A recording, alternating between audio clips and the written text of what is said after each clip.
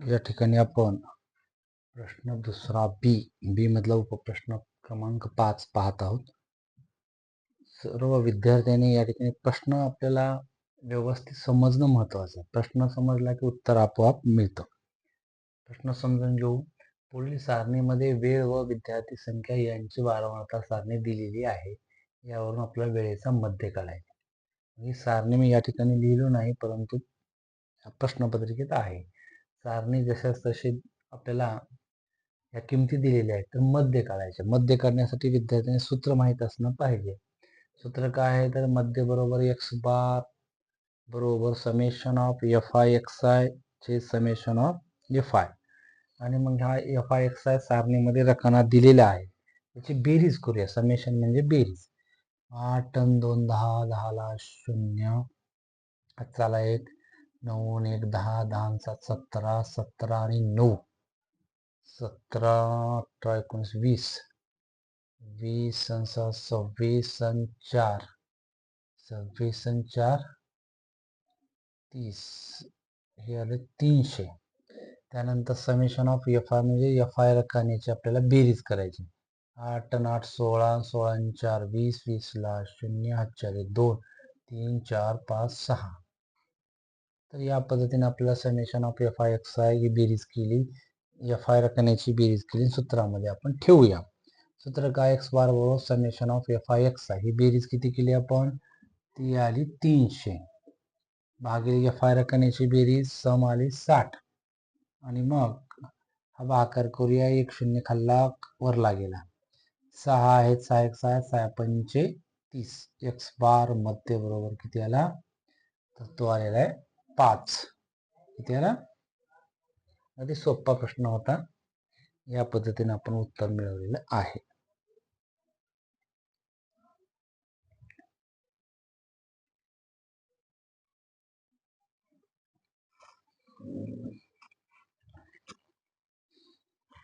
विद्यार्थी मित्रांनो, आपण या ठिकाणी मार्च 2025 बोर्ड प्रश्नपत्रिका गणित भाग 1 अभ्यासत आहोत. यापूर्वी आपण प्रश्न पहिला दुसरा पूर्ण केलेला आहे. आता आपण प्रश्न तिसरा ए ही पण कृतीयुक्त प्रश्न आहे, जसं की आपण प्रश्न दुसरा ए मध्ये अभ्यासलेला आहे. एक कृती पूर्ण करायची आहे. पुढील काळजीपूर्वक आपण प्रश्न वाचन करूया. उत्तरही तिथेच असतात आणि प्रश्नही तिथेच असतो, फक्त लिहायचं काम आपलं विद्यार्थ्याचं आहे. पुढील एक कृती पूर्ण करून लिहा. श्री माणिकलाल यांनी ₹100 दर्शनी किंमतीचे, दर्शनी किंमत किती 100 चे 300 शेअर्स विकत घेतले. संख्या होती 300 आहे. ₹120 बाजारभावाने खरेदी केला. तर त्यांना नंतर 60% लाभांश त्यांनी कंपनीने दिला. बाजारभावाने खरेदी केला, नंतर 60% लाभांश कंपनीने दिलेला आहे. तर गुंतवणुकीवरील परताव्याचा दर किती, म्हणजे प्रश्न तुमच्या लक्षात आला. आता इथं काय काय दिले बघा. दर्शनी किंमत दिलेली आहे ₹100, शेअरची संख्या आहे 300, शेअरचा बाजारभाव 120. नंबर 1 एकूण गुंतवणूक काढायची. एकूण गुंतवणूक बरोबर शेअरची संख्या गुणिले शेअरचा बाजारभाव. शेअरचा हे सूत्रच आहे, आपल्याला दिलेला आहे. शेअरचा बाजारभाव किती आहे इथं आपण पाहू शकतो. बाजारभाव आहे 120, तो दिलेलाच आहे. शेअरची संख्या किती आहे ती पण दिलेली आहे 300. हा गुणाकार बघा, उत्तर तेवढे येते का. 12 गुणिले 3 12 ते 36, वरचे 3 शून्य म्हणजे उत्तर बरोबर. नंतर 2 बी लाभांश प्रति शेअर्स, हे पण सूत्रच आहे. लाभांश प्रति शेअर्स काढायचा असेल तर दर्शनी किंमत गुणिले लाभांशाचा दर. दर्शनी किंमत आपल्याला किती दिलेली आहे या ठिकाणी आपण पाहू शकतो. दर्शनी किंमत आहे 100 प्रश्नात दिलेली आहे, गुणिले लाभांशाचा दर तो 7% म्हणजे 7/100 असणार आहे. 7%चा अर्थ छेदस्थानी 100 असणे. आणि मग हा गुणाकार भागाकार केले तर उत्तर 7 येते, म्हणजे हे 2 शून्य कटले, हे 2 शून्य 7. एकूण लाभांश काय हो, तर 300 गुणिले 7. हा गुणाकार आपण करूया. 7 गुणिले 3 7 21, किती शून्य, 2 शून्य आलं उत्तर. परत परताव्याचा दर करण्यासाठी हे सूत्रच आहे. एकूण लाभांश भागिले एकूण गुंतवणूक गुणिले 100. एकूण लाभांश किती आहे ती पण दिलेली आहे, 2100 गुणिले 100 छेद एकूण गुंतवणूक आपली आलेली आहे ते पण दिलेली. आता फक्त हा गुणाकार भागाकार करूया. खालचे किती शून्य आहेत मोजा. 1 2 3. वरचे पण आपण 3 कमी करू शकतो. 1 2 3. आणि मग खाली किती आहेत 36 राहिले. वरी किती येतो तर 210. मग आपण 36 म्हणजे कितना भाग घालूया 2 ने घालूया. 36 6 36 किंवा 6 ने घालूया 36 6 ने घालूया 6 6 36. परत वरी 6नच घालतोय. या ठिकाणी 6 12 6 18. किती उरले 19 20 21 3 उरले 30 झाले. 6 30. परत खाली 6 आहे. 6 ना आपण 6 1 6 6 35 35. किती उरले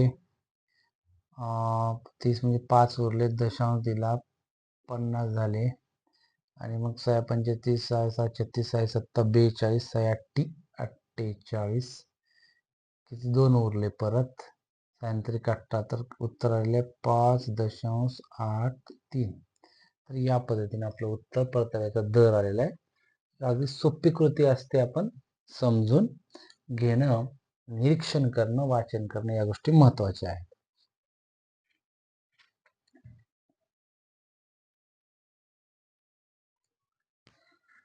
आपण पुढचा उपप्रश्न पाहूया. अंकाची पुनरावृत्ती न करता 2 3 5 हे अंक दिलेले आहेत. 2 3 5 या अंकापासून 2 अंकी संख्या तयार केली तर विषम संख्या मिळण्याची संभाव्यता काढा. आपण प्रश्न समजून घेऊया.